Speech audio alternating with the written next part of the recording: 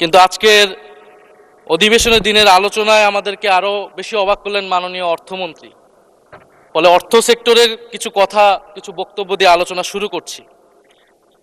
আমরা যখনই ব্যাংকিং খাত বা অর্থ সেক্টরের আর্থিক খাতের কথা আসে, মাননীয় অর্থমন্ত্রী একটা বাক্যই বারবার বলেন যে বিএনপির সময়ে এরকম কোনো রেকর্ড নাই যে আর্থিক খাতে বিশৃঙ্খলা হয়েছে।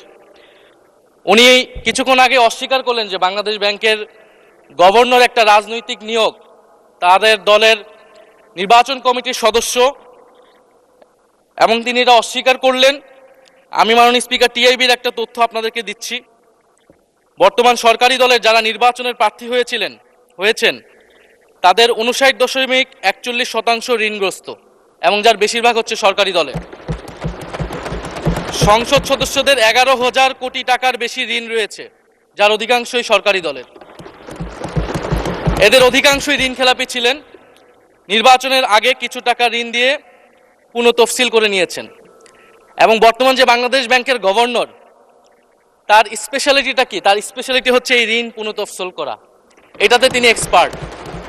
ফলে তাকে বাংলাদেশ ব্যাংকের গভর্নর কেন দেওয়া হয়েছে এটা খুব পরিষ্কার মাননীয় স্পিকার। এই যে হাজার হাজার কোটি টাকার ঋণ, সেই ঋণগুলো যাতে ঋণ পুনঃতফসিল করতে পারে, সেই সুযোগ সুবিধাটা করে দেওয়ার জন্যই বাংলাদেশের ইতিহাসে প্রথমবারের মতো একজন ব্যবসায়ীকে বাংলাদেশ ব্যাংকের গভর্নর দেওয়া হয়েছে।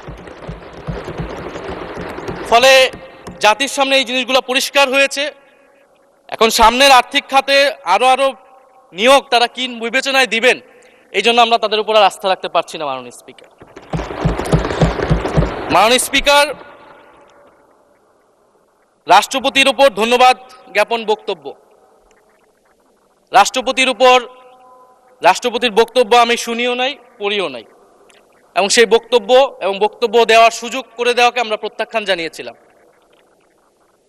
আমরা খুব স্পষ্টভাবে বলেছিলাম যে এই রাষ্ট্রপতির অপসারণ প্রয়োজন, তাকে গ্রেফতার করা প্রয়োজন। এই রাষ্ট্রপতির আর কোনো অধিকার নেই বঙ্গভবনে থাকার, এইখানে এসে বক্তব্য দেওয়ার। প্রেসিডেন্ট শাহাবুদ্দিন চুপ্পু, তার কিছু কুকীর্তির কথা মাননীয় স্পিকার হাউসের সামনে তুলে ধরছি। তিনি দুদকের কমিশনার ছিলেন। তাকে দুদকের কমিশনারের করা হয়েছিল 3টে অ্যাসাইনমেন্ট দিয়ে। 1 নম্বর হচ্ছে খালেদা জিয়া এবং তারেক রহমানের বিরুদ্ধে দুর্নীতির অভিযোগের শাস্তি নিশ্চিত করা। 2 নম্বর পদ্মা সেতুর দুর্নীতির অভিযোগ থেকে আওয়ামী লীগকে ক্লিন শিট দেওয়া। 3 নম্বর ফখরুদ্দিন মঈনুদ্দিন সরকারের সময় শেখ হাসিনা সহ আওয়ামী লীগ নেতাদের বিরুদ্ধে হওয়া দুর্নীতির মামলাগুলোকে বাতিল করে দেওয়া। এমন একজন ব্যক্তিকে বিএনপি সরকার রাষ্ট্রপতি হিসেবে এখনো মেনে নিচ্ছে মাননীয় স্পিকার। আরেকটি ঘটনা বলি, 2009 সালে শেখ হাসিনার ক্যাঙ্গারু আদালতের নির্দেশে এই শাহাবুদ্দিন চুপ্পুর নেতৃত্বে 3 সদস্যের judicial inquiry commission on minority torture in 2001 করেছিল শেখ হাসিনার ক্যাঙ্গারু কোর্ট।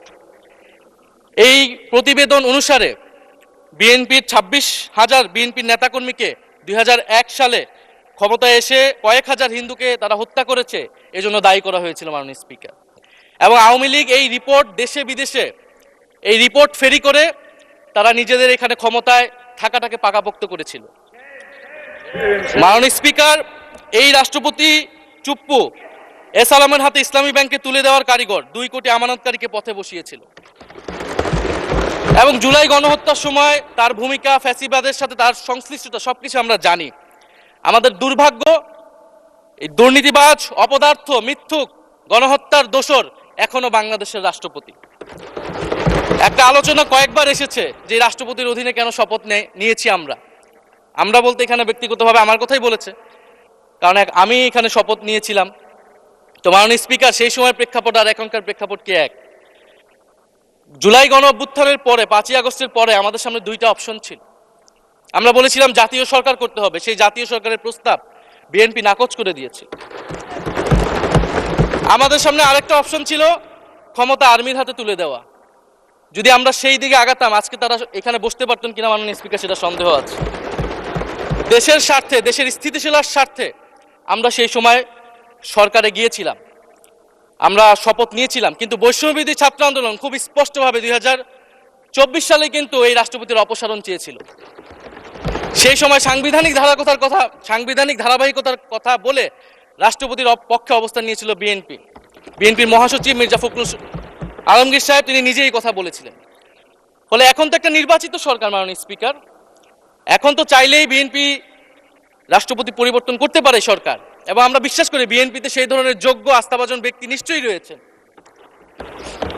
এবং সরকার দলের সদস্যরা অনেকে গৌরবের সাথে বলেছেন যে যেই রাষ্ট্রপতি জিয়াউর রহমানের বিরোধিতা করেছেন সেই রাষ্ট্রপতি এখন জিয়াউর রহমানের প্রশংসা করছে। মাননীয় স্পিকার, গাধাকে দিয়ে আপনি হাল চাষ করিয়ে এটার মধ্যে কোনো বাহাদুরি নাই। এটা আপনাদের দেউলিয়ত্ব, সরকারের দেউলিয়াত্ব যে সরকার এখনো রাষ্ট্রপতি পরিবর্তন করতে পারছে না। মাননীয়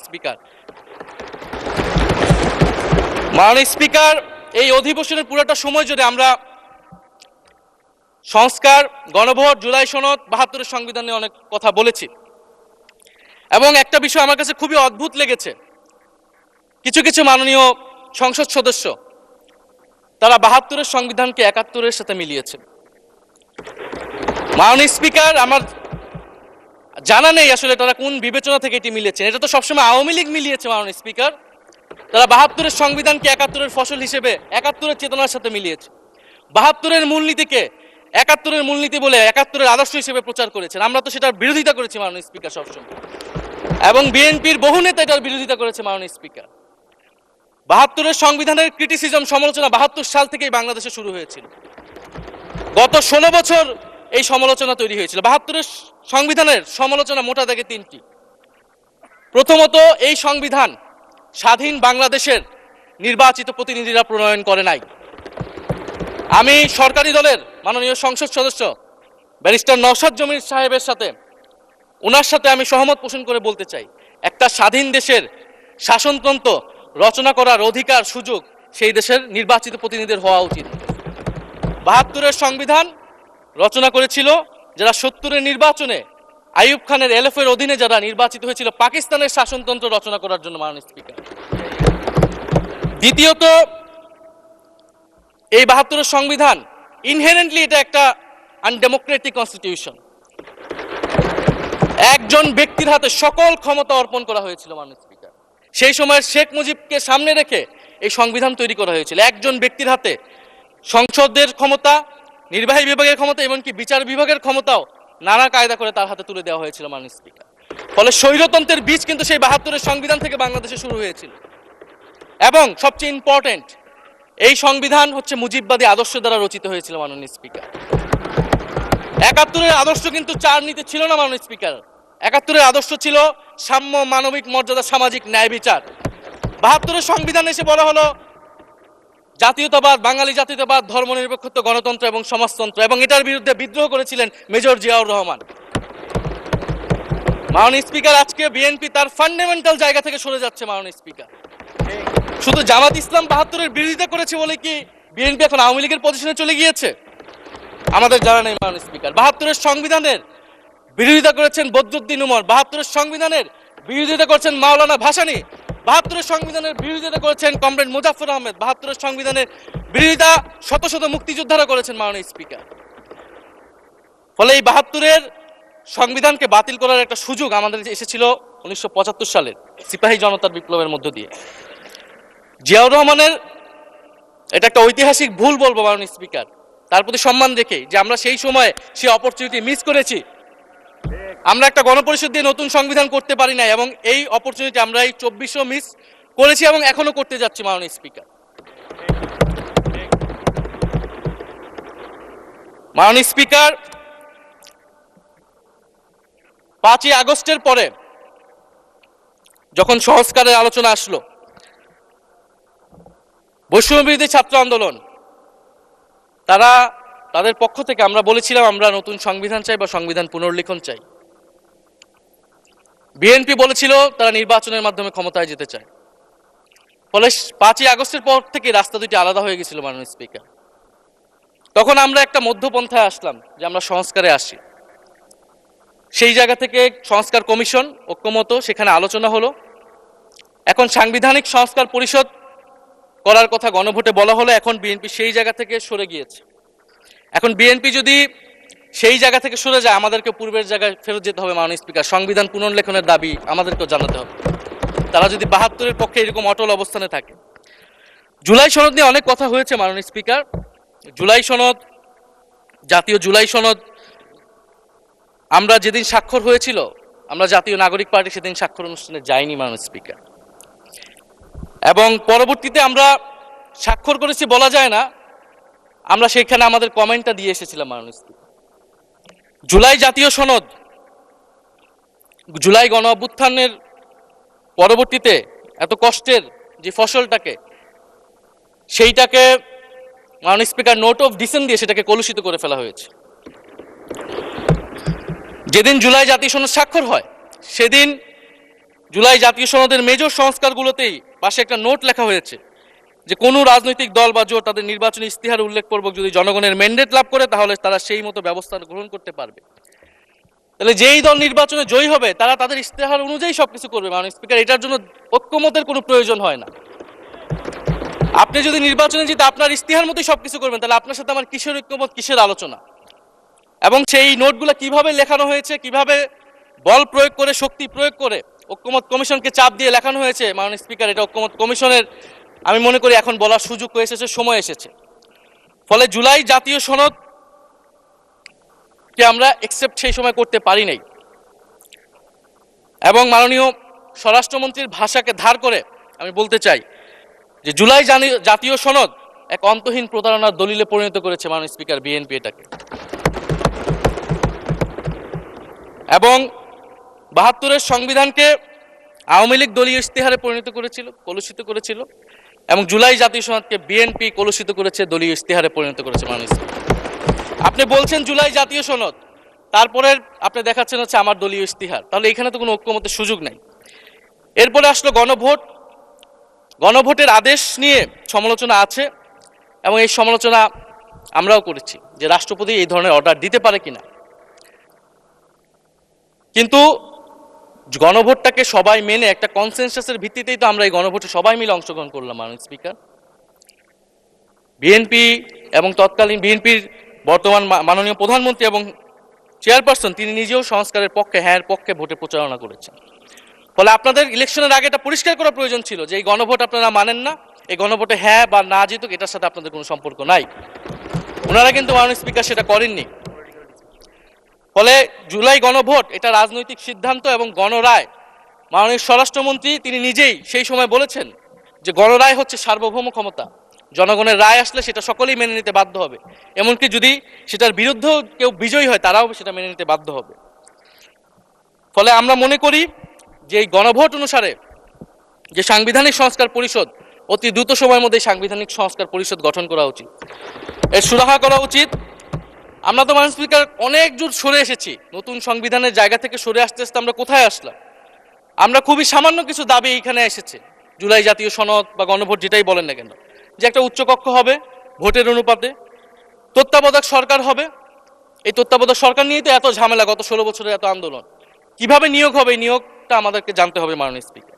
নির্বাচন কমিশনার এবং সাংবিধানিক প্রতিষ্ঠানগুলোতে কিভাবে নিয়োগ হবে, একটা নির্দলীয় এবং গ্রহণযোগ্য নিয়োগ আমরা কিভাবে করতে পারি যেটা দেশকে বিভাজিত করবে না, বিরোধী দলের অধিকার ক্ষুণ্ণ করবে না, এবং সবচেয়ে গুরুত্বপূর্ণ বিচার বিভাগ পৃথকীকরণ মাননীয় স্পিকার। এগুলা আমরা 5ই আগস্টের পরে আসমান থেকে বলিনি, এগুলা গত 16 বছর আলোচনা হয়েছে। বিএনপির 31 দফায় আলোচনা ছিল, আরো অনেক রাজনৈতিক দলের আলোচনাতে, সংস্কারের আলোচনা থেকে আমরা মাননীয় স্পিকার ধার করেছিলাম। হ্যাঁ, বিচার বিভাগ এই মুহূর্তে পৃথকীকরণ বা বিচার বিভাগের স্বাধীনতা নিয়ে কনসার্ন আছে, কারণ আওয়ামী লীগের নিয়োগকৃত অনেক বিচারক মাননীয় স্পিকার এখনো রয়ে গেছে বিচারালয়ে, যারা এই জামিনগুলো করিয়েছে ফ্যাসিস্টদের। কিন্তু সেটার একটা সুরাহা আপনারা করেন, আমরা সহযোগিতা করব, কিন্তু তারপরে তো বিচার বিভাগের স্বাধীনতা মাননীয় স্পিকার নিশ্চিত করতে হবে। গুম এবং মানবাধিকার অধ্যাদেশ বাতিল করলেন, আপনারা বলছেন ভালো আইন নিয়ে আসবেন। তো ভালো আইন যতক্ষণ পর্যন্ত আনতে পারছে না ততক্ষণ পর্যন্ত মাননীয় স্পিকার আপনাদের সমালোচনাটা সহ্য করতে হবে। আপনারা ভালো আইন নিয়ে আসুন এবং অতি দ্রুত সময়ের মধ্যে নিয়ে আসুন, আমরা দেখি। মাননীয় স্পিকার, এই সংসদে এই অধিবেশনে আরেকটি বিষয় বারবার এসেছে, সেটা হচ্ছে মুক্তিযুদ্ধ এবং জুলাই গণ অভ্যুত্থান। মুক্তিযুদ্ধকে মাননীয় স্পিকার আমরা শ্রদ্ধা করি। আমরা মনে করি এই প্রজন্ম যারা জুলাই গণ অভ্যুত্থানে অংশগ্রহণ করেছি, জুলাই গণ অভ্যুত্থানের মধ্য দিয়ে মুক্তিযুদ্ধের নতুন রূপ তৈরি হয়েছে, মুক্তিযুদ্ধের নবায়ন হয়েছে। মাননীয় স্পিকার, ফলে মুক্তিযুদ্ধের সাথে জুলাই গণ অভ্যুত্থানের কোনো সাংঘর্ষিক অবস্থান নেই। আমরা বারবার বলেছি মুক্তিযুদ্ধ বা জুলাই গণ অভ্যুত্থান 90-এর থেকে বড় বা 90-এর থেকে ছোট। জুলাই গণ অভ্যুত্থান এক বিশেষ ঘটনা বাংলাদেশের ইতিহাসে, মুক্তিযুদ্ধ এক বিশেষ ঘটনা, মুক্তিযুদ্ধ বাংলাদেশের ফাউন্ডেশন। মাননীয় স্পিকার, এটার ব্যাপারে আমরা আনকম্প্রোমাইজেবল, এটা নিয়ে কোনো বিতর্কের কোনো সুযোগ নাই। তবে এই কথাটা ওনারাই বারবার বলে মুক্তিযুদ্ধকেও ছোট করতেছেন, জুলাই গণ অভ্যুত্থানকেও ছোট করতেছেন।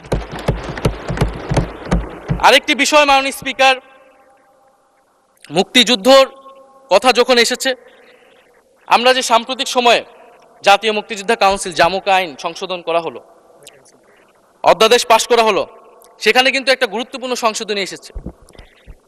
মুক্তিযোদ্ধাদের সংজ্ঞা থেকে মুজিব বাহিনীকে বাদ দেওয়া হয়েছে মাননীয় স্পিকার। এবং আপনারা জানেন যে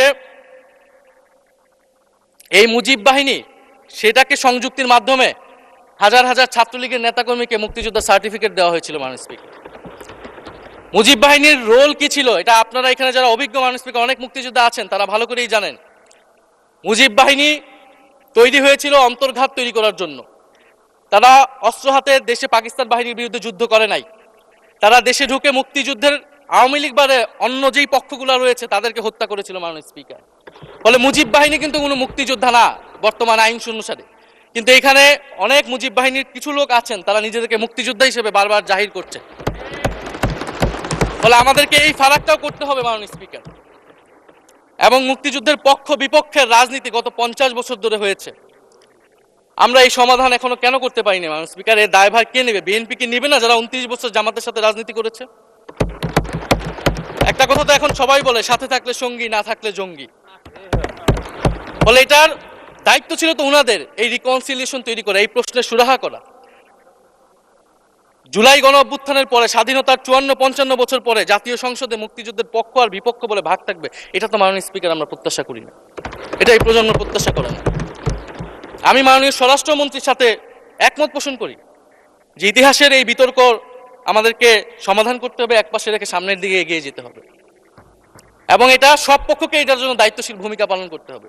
মুক্তিযুদ্ধ যেমন কোনো দেশের ষড়যন্ত্র না, আবার মুক্তিযুদ্ধের নাম করে এদেশে যে লুটপাট ফ্যাসিবাদ কায়েম হয়েছে সেটাও আমাদের ভুলা যাবে না মাননীয় স্পিকার। মাননীয় স্পিকার, জুলাই গণ অভ্যুত্থান সকলের অংশগ্রহণে হয়েছিল, এটা আমরা বারবার বলেছি।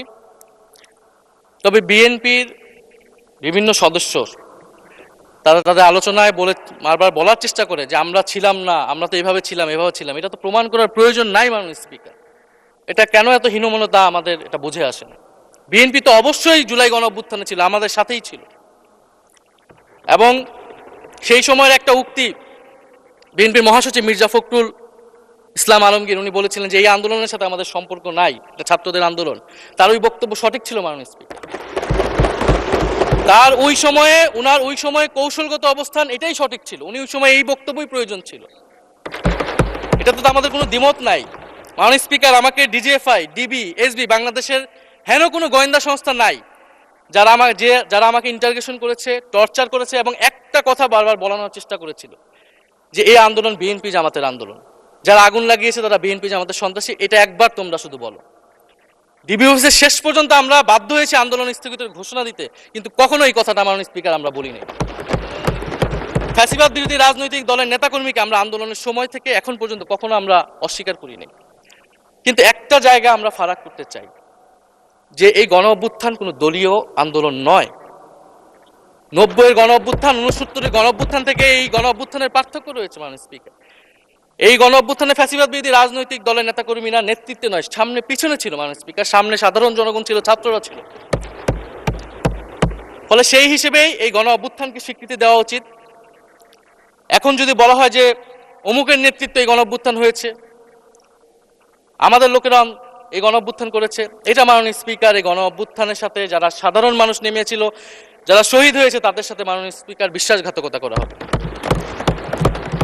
ফলে জুলাই গণ অভ্যুত্থানে সকলের অংশগ্রহণ ছিল। হ্যাঁ, আমাদের অনেক মত পার্থক্য। জুলাই গণ অভ্যুত্থানের পরে আমাদের রাস্তা আলাদা হয়ে গেছে আমরা মনে করি রাজনৈতিকভাবে, কিন্তু গণ অভ্যুত্থান আমরা একসাথেই করেছিলাম মাননীয় স্পিকার।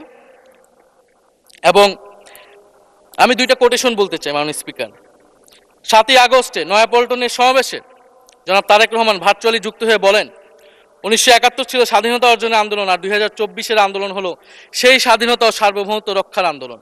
এই আন্দোলনে অংশ নেওয়া প্রতিটি ছাত্র জনতা আজ থেকে নতুন দিনের মুক্তিযোদ্ধা। মাননীয় স্পিকার, মুক্তিযুদ্ধের সাথে আমরা তুলনা করছি এই জায়গা থেকে, কারণ আমাদের কাছে এটা প্রায় যুদ্ধ সময় একটা পরিস্থিতি ছিল। 6 আগস্ট বঙ্গভবনে আলোচনা শেষে ব্রিফিংয়ে মির্জা ফখরুল ইসলাম আলমগীর বলেন, ছাত্র জনতা বুকের রক্ত দিয়ে আমাদের নতুন এক সকাল উপহার দিয়েছে। বাংলাদেশ আজ দ্বিতীয়বার স্বাধীন হলো। এই স্বাধীনতা আমাদের রক্ত দিয়ে রক্ষা করতে হবে। মাননীয় স্পিকার, আমরাও বলি রক্ত দিয়ে রক্ষা করতে হবে। মাননীয় স্পিকার, আমাকে একটু সময় বাড়িয়ে দিবেন। আমি যে সময়টা পেয়েছি এটা বিরোধী দলের কোটা থেকে, আমি আশা করব সরকারি দলের কোটা থেকে আমি আরো 10 মিনিট পাবো। মাননীয় স্পিকার, মাননীয় চিফ হুইপ এবং সংসদ নেতা নিশ্চয়ই এটাতে সম্মতি দিবেন। মাননীয় স্পিকার, আমরা ভারত এবং পররাষ্ট্রনীতি নিয়ে কিছু কথা বলতে চাই। এই সরকার আসার পর একটা জিনিস বারবার আছে যে ভারতের সাথে সম্পর্ক উন্নয়ন, এবং মাননীয় পররাষ্ট্র মন্ত্রী যিনি আগের সরকারের নিরাপত্তা উপদেষ্টা, যার পদত্যাগ তৎকালীন বিএনপি চেয়েছিলেন, সেই পররাষ্ট্রমন্ত্রী ভারতে সফর করেছেন প্রথম, এবং তিনি যে বিবৃতি দিয়েছেন সেই বিবৃতিটা আমাদের কাছে স্পষ্ট না। আমরা কোন ভিত্তিতে ভারতের সাথে সম্পর্ক উন্নয়নের কথা বলছি? যেই ভিত্তিতে আওয়ামী লীগ উন্নয়নের কথা বলেছিল সেই ভিত্তিতে? ভারত বাংলাদেশকে 1971 সালের পর থেকে করদ রাজ্য পরিণত করার জন্য হেন চেষ্টা নেই যে করে নাই। মাননীয় স্পিকার, সীমান্তে হত্যাকাণ্ড এখনো হচ্ছে, আমরা নদীর পানি হিস্সা পাচ্ছি না, এবং নতুন করে যেটা হচ্ছে যে বর্ডারে বাংলাদেশি বলে বিভিন্ন মানুষকে পুশ ইন করা হচ্ছে। 2025 সালে 2 মাসে 4000 মানুষকে বাংলাদেশে পুশ ইন করেছে ভারত, ইন্ডিয়ান এক্সপ্রেস অনুযায়ী। মাননীয় স্পিকার, এক ভয়ঙ্কর সংকট সামনের দিনে আমাদের দিকে কিন্তু আসতে যাচ্ছে। এবারে পশ্চিমবঙ্গের ইলেকশন হলো। মাননীয় স্পিকার, নির্বাচনের কয়েকদিন আগে ভোটার তালিকা থেকে অন্তত 30 লক্ষ জীবিত ভোটারকে বাদ দেওয়া হয়েছে। এদের অধিকাংশ হচ্ছে মুসলিম এবং মতুয়া সম্প্রদায়। মাননীয় স্পিকার, এবং NRC-CA তারা করেছে, বাংলাভাষী মুসলমানদেরকে তারা বাংলাদেশি বলে বিতাড়িত করছে এবং বাংলাদেশে পুশ ইন করার চেষ্টা করছে। এবং আমাদের যে ভারতের সাথে আগের সংকট রয়েছে, এবং গত 16 বছর যে ফ্যাসিজম ছিল সেটাকে আঞ্চলিক এবং আন্তর্জাতিকভাবে আওয়ামী লীগকে স্পষ্টভাবে সমর্থন দিয়েছিল ভারত। এবং এখনো জুলাইয়ের গণহত্যাকারী খুনি শেখ হাসিনা, ওসমান হাদির হত্যাকারীরা সবাই ভারত তাদেরকে আশ্রয় দিয়েছে। ফলে ভারতের সাথে এই বিষয়গুলো নিয়ে আমাদের সরকার কি কথা বলেছে এটা মাননীয় স্পিকার আমরা জানতে চাই।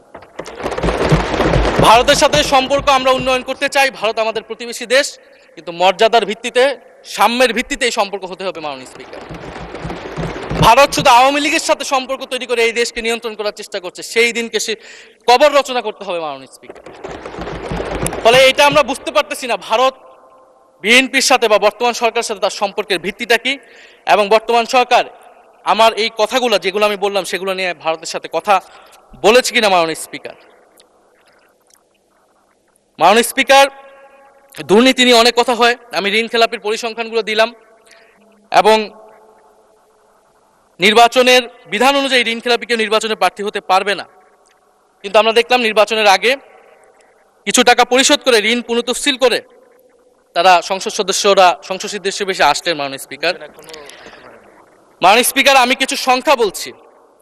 1700 কোটি টাকা, 765 কোটি টাকা, 679 কোটি টাকা, 621 কোটি টাকা, 201 কোটি টাকা, 182 কোটি টাকা, 97 কোটি টাকা। মাননীয় স্পিকার, এগুলো আমাদের সংসদ সদস্য যারা তাদের ঋণ রয়েছে। মাননীয় স্পিকার, এবার আমি নাম বললাম না, কিন্তু পরের সেশনে কিন্তু মাননীয় স্পিকার আমি নাম ধরেই কথা বলবো, এগুলা ফ্যাক্ট, এবং এখনো 2 জন আসতে পারে নাই এই কারণে।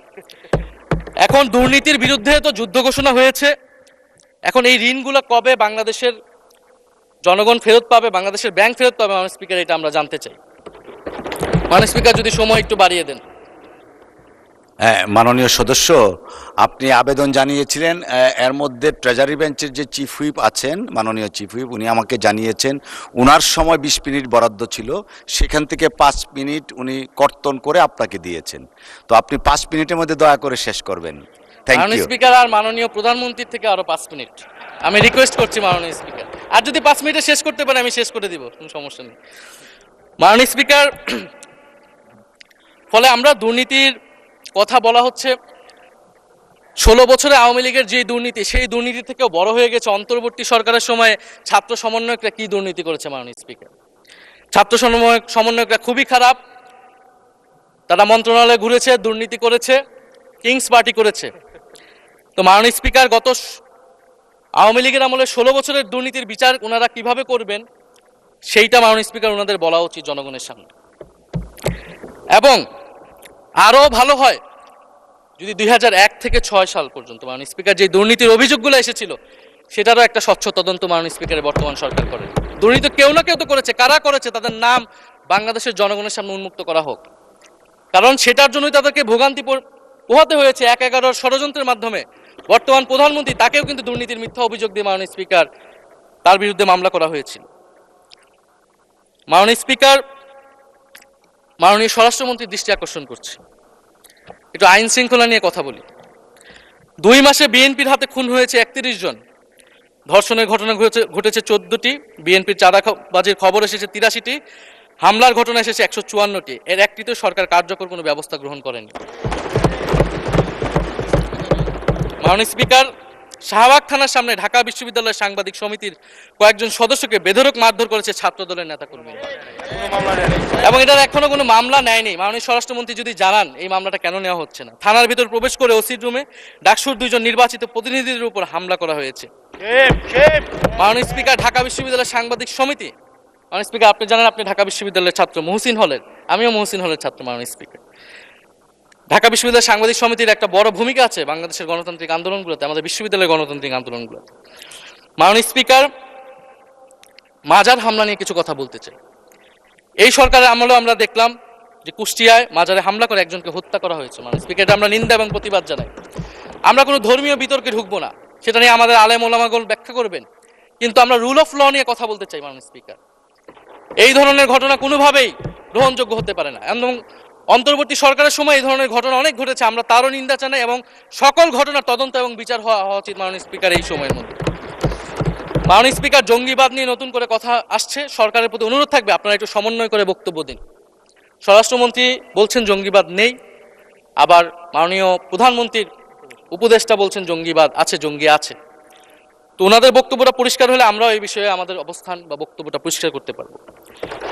তবে একটা জিনিস, যে জঙ্গিবাদের বিরুদ্ধে আমাদের জিরো টলারেন্স। মাননীয় স্পিকার, এটা বাংলাদেশের সিকিউরিটি প্রশ্ন, এবং এটা সরকার এককভাবে ডিল করতে পারবে না, এটা জাতীয় ঐক্য লাগবে, এবং সরকারকে আমরা সর্বাত্মকভাবে সহযোগিতা করবো এই বিষয়ে। তবে বিগত আমলের মতো এবং ওয়ারেন্ট টেররের প্রজেক্ট হিসেবে যাতে বাংলাদেশে কোনো জঙ্গিবাদের নাটক না হয় মাননীয় স্পিকার, এটাও আমাদের মাথায় রাখবে। মাননীয় স্পিকার, আমাদের দেশের প্রধান একটা জনগোষ্ঠী হচ্ছে কৃষক, আমরা সবাই কৃষক পরিবারের সন্তান। সরকার কৃষি কার্ড দিচ্ছে, এটা সরকারকে সাধুবাদ জানাই। তবে সরকার গত বছরের যে দামে কৃষক থেকে ধান এবং চাল কিনেছে, এই বছর ঠিক একই দামে কৃষক থেকে ধান কিনছে, এটার ফলে কৃষকদের কিন্তু মাননীয় স্পিকার লোকসান হচ্ছে। ডিজেলের দাম বৃদ্ধি হয়েছে, সেচ খরচ, সার, বীজ, শ্রমিক মজুরি সব মিলিয়ে মাননীয় স্পিকার বড় মৌসুমে ধানের উৎপাদন খরচ উল্লেখযোগ্যভাবে বেড়েছে। একদিকে কৃষি কার্ড দিবেন, আরেকদিকে ধানের ন্যায্য মূল্য আপনারা কৃষককে দিবেন না, এটা মাননীয় স্পিকার কোনো সমাধান বলে আমরা মনে করি না। মাননীয় স্পিকার, আমরা জুলাই গণহত্যার বিচার নিয়ে মাননীয় আইনমন্ত্রীকে এখন পর্যন্ত কোনো ব্রিফিং মাননীয় সংসদে করতে শুনি নাই, হয়তো আমার মিস হয়ে যেতে পারে। আমরা আশা করব উনি প্রতি অধিবেশনে সংসদে এবং সংসদের বাইরে, আমাদের ট্রাইব্যুনালের চিফ প্রসিকিউটর আছেন, মাননীয় আইনমন্ত্রীর থেকেও আমরা জুলাই গণহত্যার বিচার প্রক্রিয়া কতটুকু আগাচ্ছে, কিভাবে আগাচ্ছে, এটা নিয়ে আমরা স্বচ্ছ বক্তব্য ওনাদের কাছ থেকে, সরকারের কাছ থেকে মাননীয় স্পিকার আশা করি। আমরা আশা করি মাননীয় স্পিকার, যে জুলাই যারা শহীদ হয়েছিলেন, শহীদ পরিবারদের যে সকল সুযোগ সুবিধা দেওয়া হয়েছিল অন্তর্বর্তী সরকার থেকে, সেই সব কিছু অব্যাহত থাকবে, এবং বর্তমান সরকার সেটা আরো বৃদ্ধি করবে মাননীয় স্পিকার, শহীদ পরিবার এবং আহত যোদ্ধাদের জন্য। মাননীয় স্পিকার, আর 2 মিনিট যদি বৃদ্ধি করতেন আমি শেষ করে দেব। 2 মিনিট। জি, 2 মিনিট বৃদ্ধি করা হলো। মাননীয় স্পিকার, আমরা এই জুলাই গণ অভ্যুত্থানে এই প্রজন্ম কর্মসংস্থানের বড় একটা দাবি নিয়ে কিন্তু মাননীয় স্পিকার চাকরির আন্দোলন থেকে আন্দোলনটা শুরু হয়েছিল। ফলে আমরা আশা করব এই সরকারের সময় কর্মসংস্থানের সুরাহা হবে, এবং সেটার জন্য আর্থিক খাতে দুর্নীতি বন্ধ করতে হবে, বিনিয়োগ আনতে হবে, এবং চাকরিতে স্বজনপ্রীতি, দুর্নীতি এগুলো একদম বন্ধ করতে হবে মাননীয় স্পিকার, সরকারি চাকরিতে বিশেষত। মাননীয় স্পিকার, একটা বিষয় যে সরকার এখন বলে দিচ্ছে যে বিরোধী দল কিভাবে কথা বলবে, কিভাবে বিরোধিতা করবে, এবং বিরোধী দলের পতনও হয়ে যাবে, এরকম কথা মাননীয় স্পিকার সংসদে আমাদের শুনতে হচ্ছে। তো বিরোধী দল তো মাননীয় স্পিকার সরকারের প্রেসক্রিপশন অনুযায়ী বিরোধিতা করবে না। সরকারের শিখিয়ে দেওয়ার প্রয়োজন নাই কিভাবে কথা বলবে, কিভাবে বিরোধিতা করবে। বিরোধী দল বিরোধিতা করবে, সমালোচনা করবে, জনগণ এটা ঠিক করবে বিরোধী দলকে কতটুকু সমর্থন দিবে কি দিবে না। এবং বিরোধী দলের রাজনীতি মাননীয় স্পিকার বিএনপি করেছে, আমরা দেখেছি, তখন ছোট ছিলাম। মাননীয় স্পিকার, আমি যখন ইন্টারমিডিয়েটে পড়ি, খালেদা জিয়া তখন গ্রেফতার হন এবং তার পরের দিন আমার বাবা রাজনৈতিক মামলায় গ্রেফতার হন। আমার মা আমাকে নিয়ে থানায়, কোর্টে এবং কারাগারে আমি আমার মায়ের সাথে ঘুরেছি মাননীয় স্পিকার। আমি জানি আমার এই অভিজ্ঞতা বাংলাদেশের লাখ লাখ মানুষের, ফ্যাসিবাদ বিরোধী আন্দোলন, রাজনৈতিক কর্মী যারা রয়েছে তাদের সকলের একই অভিজ্ঞতা মাননীয় স্পিকার। মাননীয় স্পিকার, সেই অভিজ্ঞতা থেকেই বিশ্ববিদ্যালয়ে যখন এসেছি প্রথম, মনে হয়েছে যে এই প্রজন্ম হিসেবে আমাদের একটা দায়বদ্ধতা আছে। আমার সামনে একজন স্বৈর শাসক থাকবে, বাংলাদেশের একজন ছাত্র হিসেবে আমি এটা মেনে নিতে পারিনি মাননীয় স্পিকার প্রথম বর্ষ থেকে। সেই জায়গা থেকে কাজ করেছি জুলাই গণ অভ্যুত্থানে। মাননীয় স্পিকার, আমি আমার এলাকা নিয়ে শুধু শেষ করব, সবাই যেহেতু এলাকা নিয়ে কথা বলে প্রথম আসলে, আমি মাননীয় প্রধানমন্ত্রীর প্রতিবেশী, ঢাকা 17-এর প্রতিবেশী হচ্ছে ঢাকা 11 মাননীয় স্পিকার। সংসদে সরকার দল এবং বিরোধী দলের যেই পরিমাণ বৈষম্য, ঢাকা 17 এবং ঢাকা 11-এর একই পরিমাণ মাননীয় স্পিকার বৈষম্য। ফলে উনি যাতে এই বৈষম্য দূর করেন এবং ঢাকা 11-র জন্য যদি মাননীয় সদস্য 2 মিনিট চেয়েছিলেন, শেষ হয়ে গেছে। আর 2 মিনিট দেওয়া হলো, 2 মিনিটের মধ্যে শেষ করে ফেলেন প্লিজ। স্পিকার, ধন্যবাদ আপনাকে। ফলে এই বৈষম্য উনি সংসদেও দূর করবেন, সংসদেও দূর হবে এবং আমার এলাকাও সেই উন্নয়ন কার্যক্রম হবে। ঢাকা 11 এই গণঅভ্যুত্থানের অন্যতম হটস্পট ছিল রামপুরা, বাড্ডা, ভাটারা এলাকা মাননীয় স্পিকার, যেখানে অনেক প্রাইভেট বিশ্ববিদ্যালয়, মাদ্রাসা, তারা সকলে এসে কিন্তু ফ্যাসিস্টদেরকে প্রতিহত করেছিল এবং এই অত্র এলাকার নানান সমস্যা। তো সরকারের জায়গা থেকে আমি আশা করব, আমি হয়তো অনেক সমালোচনা করতে পারি, অনেক ভুল ত্রুটি থাকতে পারে, যেহেতু নতুন এসেছি কথা বলছি। তো সেই জায়গা থেকে যাতে আমার এলাকার প্রতি কোনো বিরূপ মনোভাব না থাকে, কোনো বৈষম্য যাতে না হয় মাননীয় স্পিকার। আপাতত ওনারা ওইখানকার যিনি পরাজিত প্রার্থী, তাদেরকে দিয়ে বিভিন্ন উন্নয়ন কার্যক্রম করছে প্রশাসক, এই সিটি কর্পোরেশনের প্রশাসক। তা আমার ক্রেডিটের দরকার নাই, কিন্তু উন্নয়ন হলেই মাননীয় স্পিকার চলবে। মাননীয় স্পিকার, আমি সর্বশেষ বলতে চাই, এই প্রথম অধিবেশনে বিশ্ববিদ্যালয় জীবনে ঢাকা বিশ্ববিদ্যালয়ের অনেক স্বপ্ন নিয়ে গিয়েছিলাম। প্রথম মাসে মাননীয় স্পিকার হতাশ হয়েছিলাম, যখন দেখেছি হলের সিস্টেম, যখন দেখেছি বিশ্ববিদ্যালয়ের সিস্টেম। এবং এই সংসদে মাননীয় স্পিকার প্রথম অধিবেশনে আমি অনেক হতাশ হয়েছি।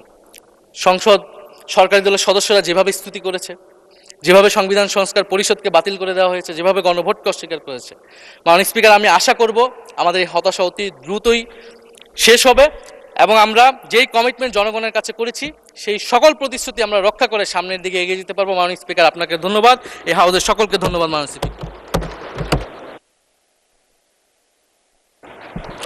ধন্যবাদ মাননীয় সদস্য।